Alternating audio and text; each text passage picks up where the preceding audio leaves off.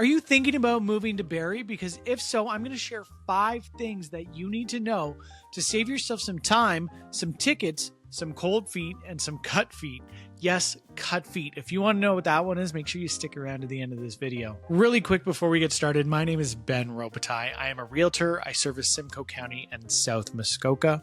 I put out videos like this every week, so if you want to know more about the communities that make up Simcoe County and South Muskoka, or know more about what's going on in the real estate market, make sure you hit that subscribe button below. Now, the first thing you need to know about Barrie is the commute works if you play the go game right. Now, Barrie has 2 GO stations. There is the Allendale Waterfront Station and the Barrie South GO Station. It's very important to know that these schedules do change seasonally. So it's very important to know that if you're planning to move and you're looking at the schedules in the summer, come fall, those times will change. So if you're planning to take the train downtown every day, you're going to want to keep an eye on those and plan for the future. Now, while that sounds daunting, Barrie's actually got this really cool program where transit to and from these stations is actually free within 30 minutes of departure and within 30 minutes of arrival. So if you're a 15-minute bus ride from the station and you're using your Barrie transit ticket or your Presto card, that ride is free within 30 minutes of the departure of the train or of the arrival of the train. The major thing this allows for is it frees up some parking at both these stations. So if you're someone coming from outside of Barrie to use these stations, at least there will ideally be more parking once you get there. The second thing you need to know is the waterfront life is amazing, but the parking is a little less so. So if you're a resident, you are required to get a free digital permit and you can park free of charge, which is great.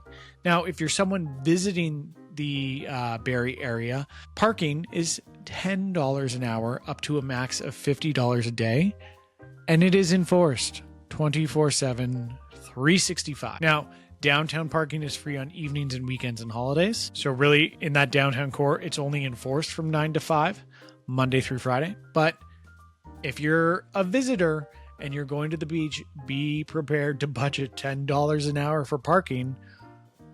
Or better yet, visit someone local, have them drive down and make sure that they register for a free digital parking permit so that they can park free of charge and not get a ticket. Number 3, if you have a young family and you plan on putting your children in French immersion, I want to tell you right now, it is not a guarantee. Now, the Simcoe County District School Board Grade 1 French immersion program uses a lottery system with enrollment caps. So if you want your young children to parler français, you better get them in the lottery system and pray they get a spot. And because your children got into the lottery system and they're in a French immersion school, we now have to talk about transportation. Now, Simcoe, the transportation is covered, but it's still your responsibility to get your children to these centralized pickup hubs so that they can be transported to their French immersion school. Which means they're not necessarily going to the closest school to your home, which also means the commute times for parents, for extracurriculars, that kind of thing has to be taken into consideration because it's going to add some time to your day, especially if you've ever driven on Mapleview at really any time of day. You know what? If you've driven on Mapleview and had a particularly bad experience, I want to know about it in the comments. My brother-in-law is a city planner, not for Barrie, don't worry. They actually use that whole part of town as an example of what not to do when they're planning towns. Yeah, if you haven't been to Barrie or Mapleview during rush hour, don't. Avoid it. Number 4, and this one caught me and my wife by surprise when we moved back to the area from Hamilton, is you are moving into a real snow belt. I mean, it gon' snow. Barrie sits in a Great Lake snow belt with heavy lake effect snow. We have annual averages in Barrie of 223 to 286 centimeters of snow. That's almost 3 meters of snow.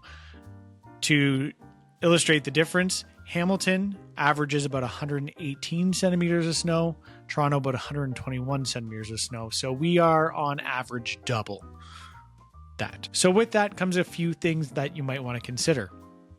For example, the city of Barrie enforces an overnight street parking ban from December 1st to March 31st. Now, it doesn't matter if there's no snow on the ground at this point. I mean, they probably won't ticket you, but that's a risk that you'd be taking if you do park on the street. But citywide, between midnight and 7 a.m. December 1st through March 31st, there is absolutely zero parking.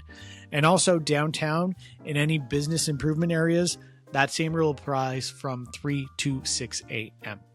Now, something else to keep in mind if you're going to be moving to Barrie, depending on the size of house you're living in, you're going to want to consider getting a snowblower. That is something my wife and I had to buy on day 2 of our move. And also budget for snow tires. Yes, all-wheel drive is great. Snow tires are just that much better. It's like getting all-wheel drive all over again, and would 10 out of 10 recommend for anyone moving to the area. Especially if you're coming from the city. There is always a noticeable difference when you're driving south. The snow just kind of disappears as you hit Vaughan and it's gone. As soon as you get into Barrie and anything further north, you're going to want to have snow tires on. The 5th thing you need to know about moving to Barrie is Lake Simcoe, and specifically Kempenfelt Bay, is crystal clear, and it's cold, and it's sharp. Zebra and quagga mussels have made the water much, much clearer in Kempenfelt Bay, but they're also an invasive species. Now, the pretty thing about this invasion is they filter the water a lot more, which allows more sunlight to penetrate the water, and this has a cascading effect on the ecosystem. So this increased water clarity has led to increased plant growth in the bay, combined with an increased nutrient-rich waste from the mussels, has created an environment ideal for plants to flourish. So if you're going down to the beach, the big takeaway from this is you probably want to bring water shoes, because zebra mussels can be quite sharp and they can cut your feet. Also, if you're doing any boating on Simcoe County, it's very important to drain the water. Make sure you wash your boat, you drain your bilge pump, anything else that you can be cleaned off, just to not cross-contaminate and have zebra mussels infest another lake. Now, I do want to mention one more thing that is really good to know about Barrie, and it comes down to healthcare. The Royal Victoria Regional Health Centre, or RVH, as it's commonly referred to, does plan on opening a second site in Innisfil, part of its one system, 2 sites plan. So the first phase, which they're hoping to have done within 10 years, would be to create a health hub that includes an urgent care and other outpatient services in the Innisfil area, taking some of the burden away from RVH. And within 20 years, expand into a full-service hospital with a 24/7 emergency department, operating rooms, and a birthing unit. Now, for the older population, yes, for more specialized appointments, you're still likely commuting into the city. But as time goes on, hopefully we can bring some of those specialties north of the city so that our senior citizens don't have to travel as far to get the healthcare they need and deserve. So those are my 5 things you need to know if you're considering a move to Barrie. If you like this kind of content, again, feel free to describe. We'd love to have you follow the channel. And if you're thinking about making a move in the near future, reach out. We'd love to help you plan it out and really make the best decision for you going forward. Thank you so much for watching. It means the world to me, and we'll see you in the next video.